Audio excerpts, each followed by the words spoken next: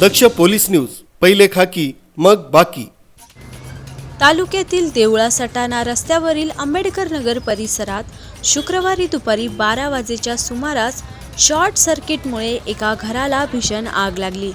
सुदैवाने या घटनेत कोणतीही जीवितहानी झाली नाही, मात्र घरातील संपूर्ण संसार उपयोगी वस्तू जळून खाक झाल्याने पान पाटील कुटुंबाचे मोठे नुकसान झाले आहे। घरात गॅस सिलेंडर असूनही देवळा नगरपंचायतीच्या अग्निशमन दलाच्या तत्परतेमुळे पुढील मोठा अनर्थ टळला।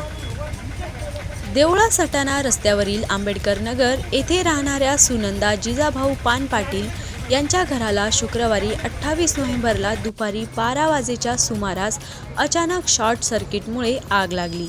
ज्यावेळी ही घटना घडली त्यावेळी सुनंदा पान पाटील घरातच उपस्थित होत्या। त्यांनी तातडीने आरडाओरडा करत घटनेची माहिती शेजाऱ्यांना दिली।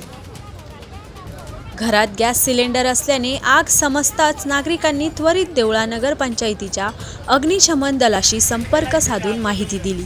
त्यानंतर देवळा नगरपंचायतीचे अग्निशमन दलाचे जवान तात्काळ घटनास्थळी दाखल झाले। त्यांनी वेळ न दडवता आग त्वरित आटोक्यात आणली। अग्निशमन दलाच्या तत्परतेमुळे घरात असलेला गॅस सिलेंडर सुरक्षित राहिला आणि मोठा अनर्थ टळला। या आगीत घरात असलेल्या सुनंदा पान पाटील यांच्या कुटुंबाच्या संसार उपयोगी वस्तू, फर्निचर आणि साहित्य संपूर्णपणे जळून खाक झाले असून त्यांचे लाखोंचे नुकसान झाले आहे। आग विझवण्यासाठी नगरपंचायतीचे राजू शिलावट, योगेश आहेर, रवी आहेर आदींसह स्थानिक नागरिकांनी विशेष परिश्रम घेतले।